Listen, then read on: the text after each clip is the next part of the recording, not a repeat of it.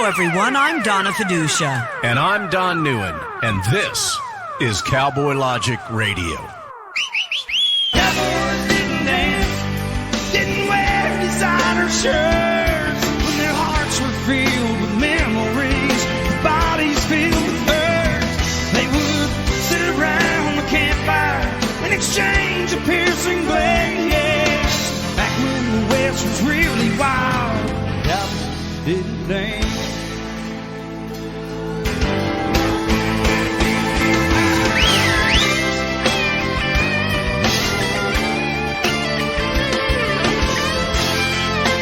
And welcome to Cowboy Logic Radio, everyone.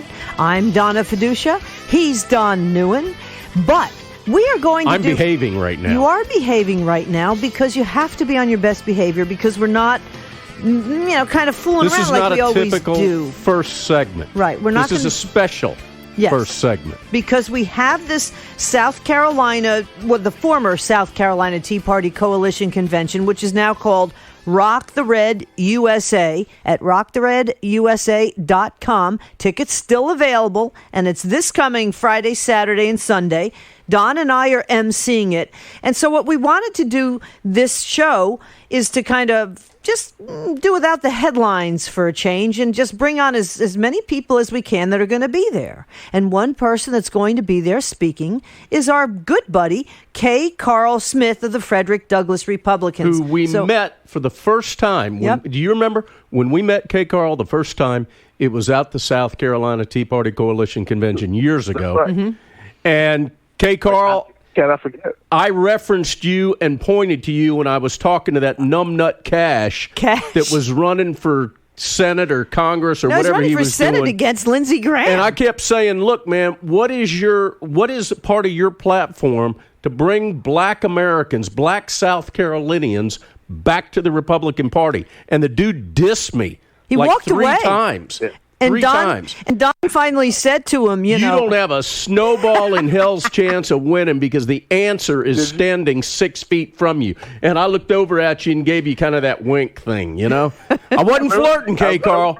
Wasn't going there. I didn't know the details. I remember that, but I didn't know the details of what was going on. Man, what a numbnut. Yeah, he probably got... Watch about him be in the audience. His whole family finally probably voted for him, and that was about it. And half of them were underage, so it was just him and his wife. But KCarl Smith, Donna, you got to do the intro on him. We're not used to doing this in the first segment. Well, first of all, we are very happy to report that KCarl Smith of the Frederick Douglass Republicans is now an advisor to the Trump campaign. Yes! Yes, so we'll get to that in a minute. Your online course is still available, right, KCarl? DiversityEngagement.org? Yes, it is. Okay. And he will personally educate you, folks, because if you invoke Frederick Douglass, you can't invoke the race card. Do you still have, with this engagement card, basically you say vote your values. I got this stuff written down, but I actually have it memorized too. But you have also LibertyMessengerUSA.org. Is that another website for what you're doing? That's the blog, yeah. The blog, okay. LibertyMessengerUSA.org. Yeah. Okay. So first of all, KCarl Smith, I just think this is so cool. You're an advisor now to the Trump campaign. Tell us about what you will be advising him on. Black outreach specifically, but also I give my 2 cents regarding outreach in general. So I'm on the advisory board for the coalition called Black Voices for Trump. Well, he has been, in my opinion, one of the most outgoing presidents trying to bring black voters into the fold. I mean, obviously with Barack Obama, you have an African-American president, so people are going to want to vote for him.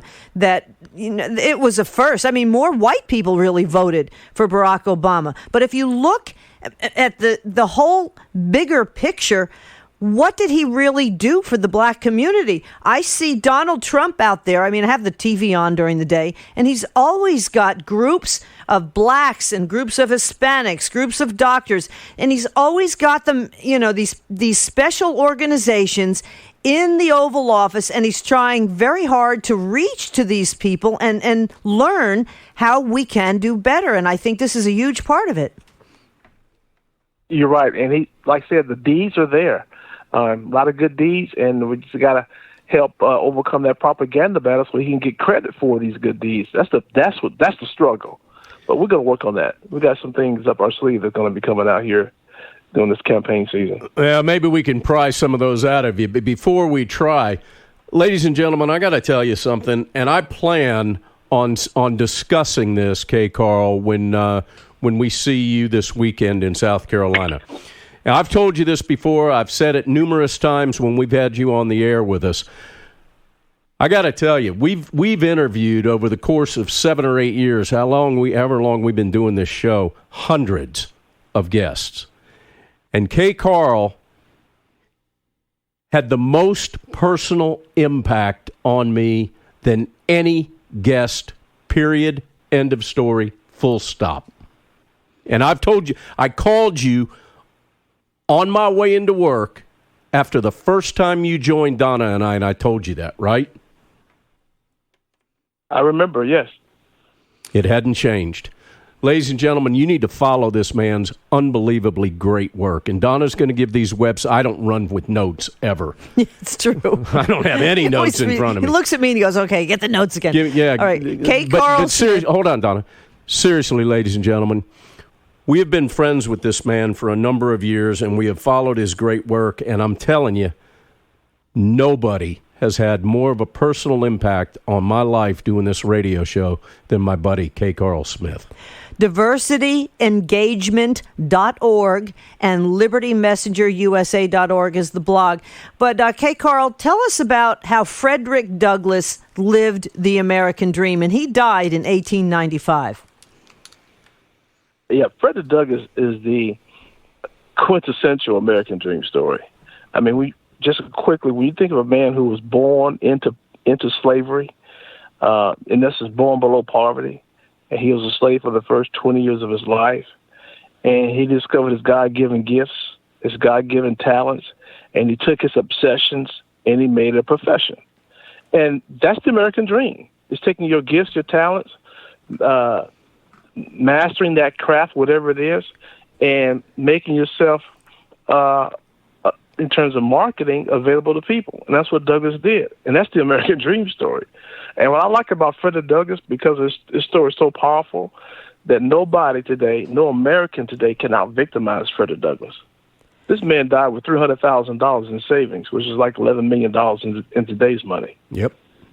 That's the American dream. So that's a true rags to riches story. But what's important is that he started out below poverty. I mean, you can't start any lower than a slave. Yeah. Yeah.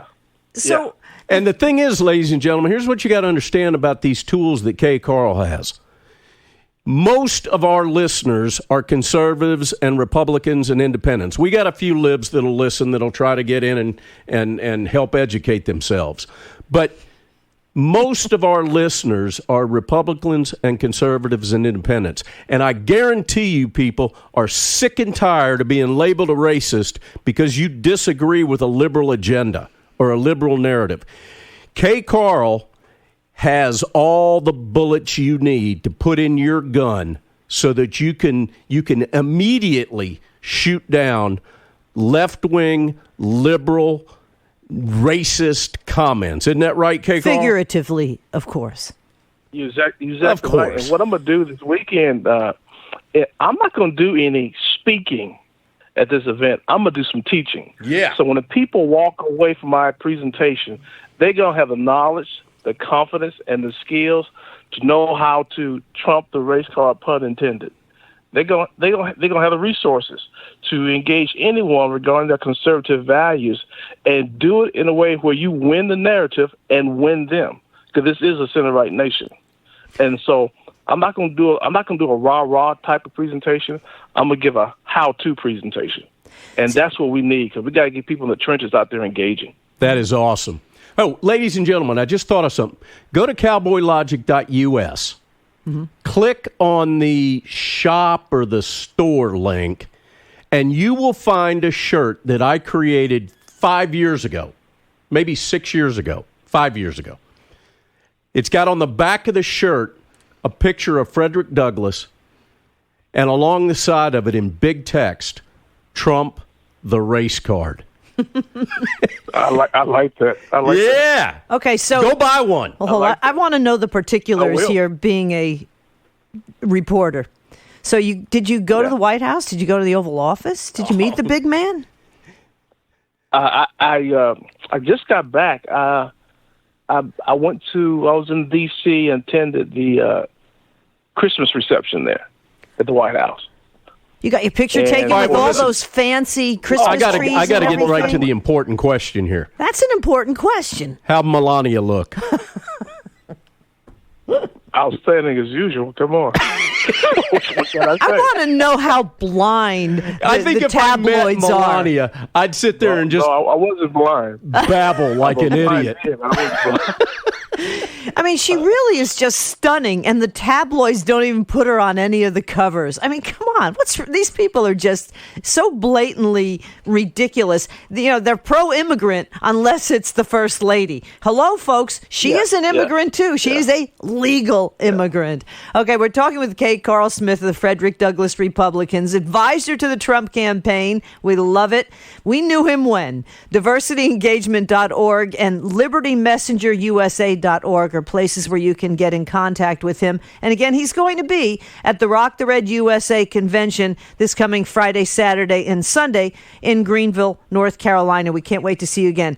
Tell us the 4 values of Frederick Douglass, because like you say, it really is the values of Americans of all races, creeds, and colors. Yeah, we call these life-empowering values. There are actually more than 4, but these are what you're referring to are the 4 core values. The 4 core life-empowering values of Frederick Douglass is respect for the U.S. Constitution, respect for life, the belief in the limited power of government. In other words, I like to keep more of the money that I make. And the 4th one, the belief in personal responsibility. It comes out of 2 Thessalonians. If a man doesn't work, he should not eat.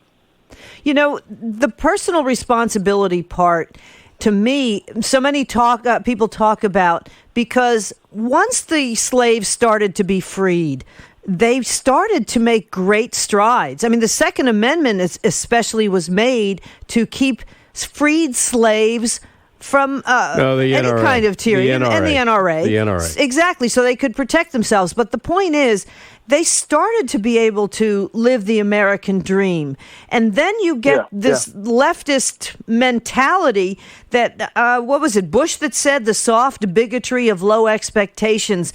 And that, to me, really started this slippery slope that finally I think Donald Trump is trying to reverse a bit. I think so, too.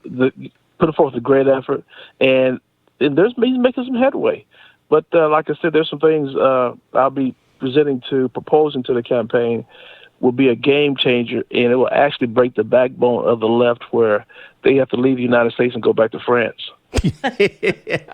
From your lips to God's ears. I want to go back to these 4 Frederick Douglass values, because, ladies and gentlemen, I would say that probably every one of you that is listening to this show right now shares these exact same values.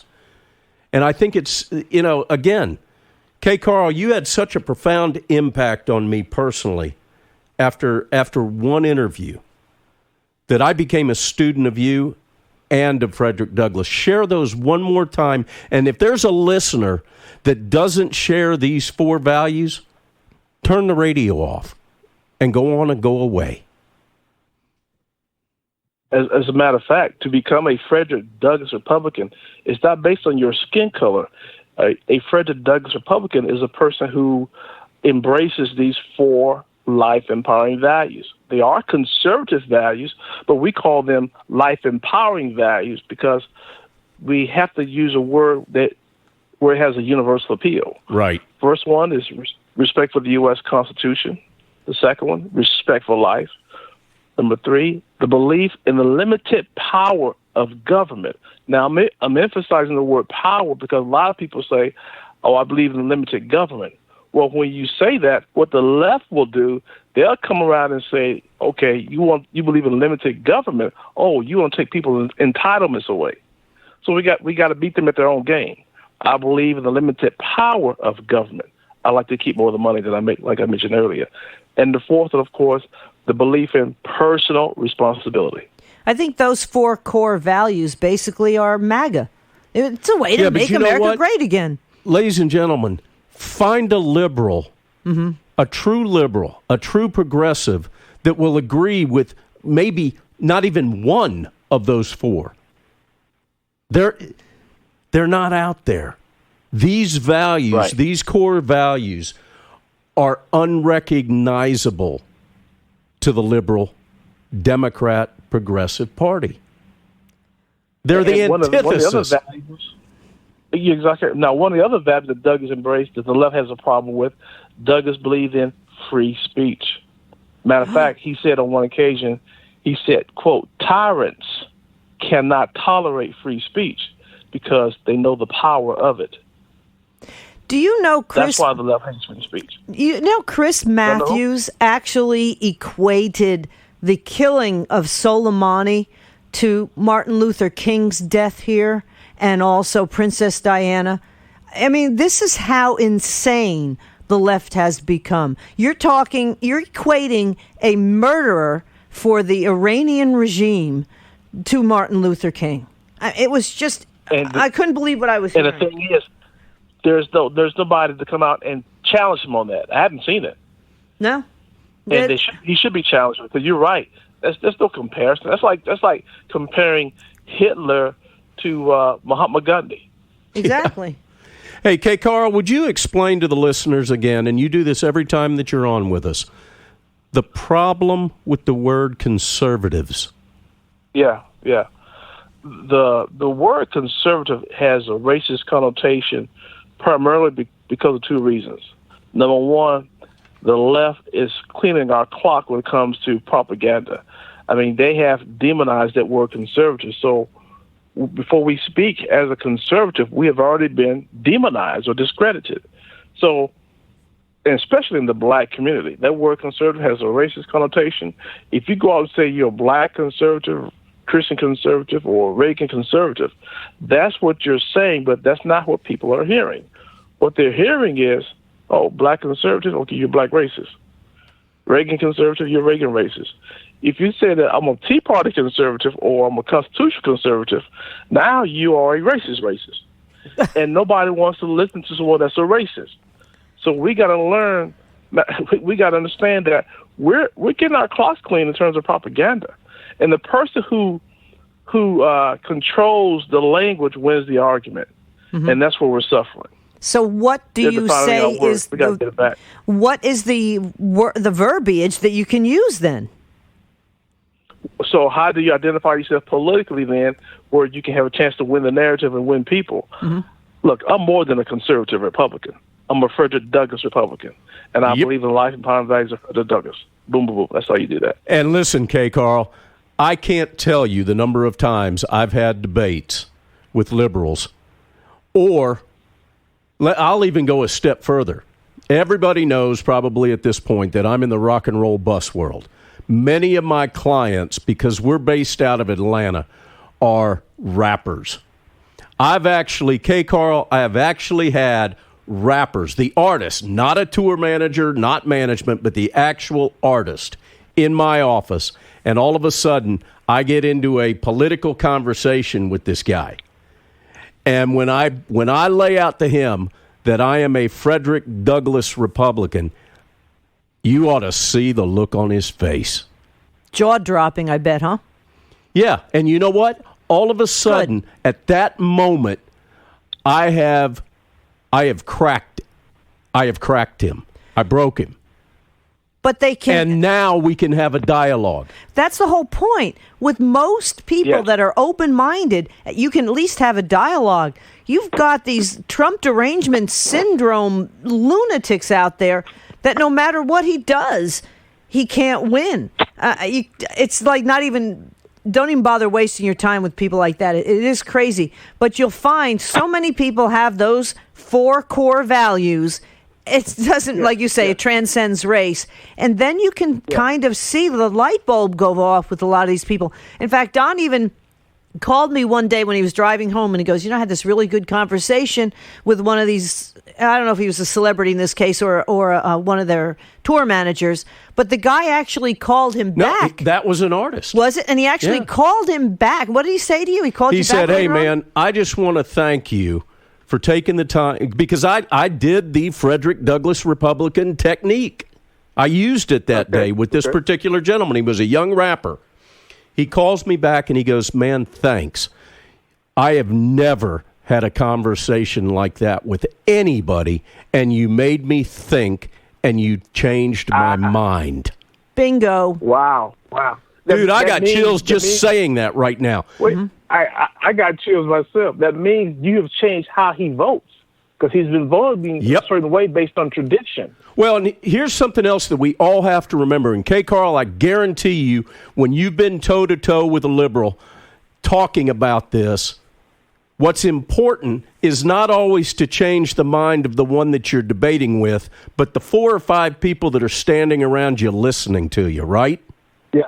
Oh, yeah. Yeah. Okay, so here's Donald Trump sitting at the Oval Office. You're walking in there. Yeah.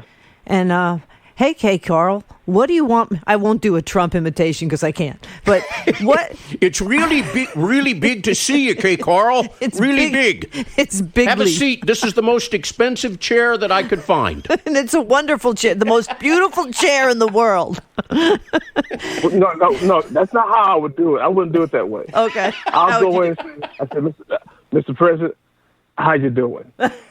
How you doing? You got to say it the way we always say it. That was way too Alabama, dude. No, I got to be honest with you. Yeah, I got to work on that, man. I'm not like you. I got to be honest with you. How you doing? Hold on. Wait a minute. I got to tell you. We actually have Alan Dershowitz coming up next. And Don makes sure that every time we have somebody from New York that he says to him, how you doing? And try to get him to say it back. So this is... I got Dershowitz to do it. We actually talked with him earlier today, and Don got Alan Dershowitz to go, how you doing? It was hilarious. Listen, we got about a minute and 20 seconds left, KCarl. Okay. There's something that you and I, you, Donna, and I have never really talked about very much, and I want to shed light on something that I admire so greatly with you, and that is your military service. We never talk about that. Cool. Yeah. That's right. Tell it. You got about a minute, man. Share with us your military career. I'm a former Army officer. I served 16 years on active duty. And before my first look for lieutenant colonel, I was a major, of course, at the time. I took the early retirement. So I did all the little things that you do on active duty. I was airborne and also air assault, and enjoyed my tour. Enjoyed my career. It wasn't a tour. I enjoyed my career in the military. And I got to tell you, man, for somebody that never had the privilege of serving, you have no idea how much it means to me that you gave 16 years of your life so that my family and my children could grow up in liberty and freedom. And I thank you for that, brother. I mean, I love you like a brother, and all that military is a little bit of icing on the cake for me, man. Absolutely. Well, thank you for those words. It means a lot. Well, we're going to have a lot of folks that are former military also at the Rock the Red USA convention as well, too. So I'm sure you guys will have a lot of great stories to tell. KCarl Smith of the Frederick Douglass Republicans. Meet him, folks, and hear his story. If you can go to rocktheredusa.com, you can find all the information on this upcoming convention.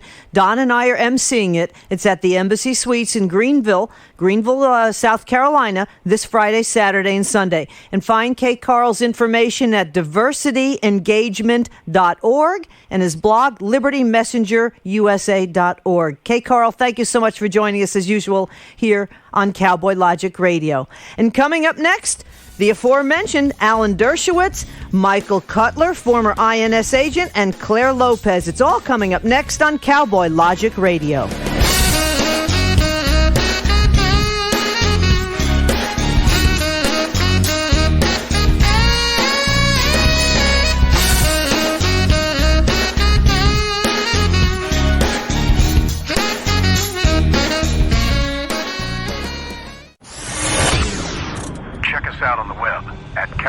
CowboyLogic.us.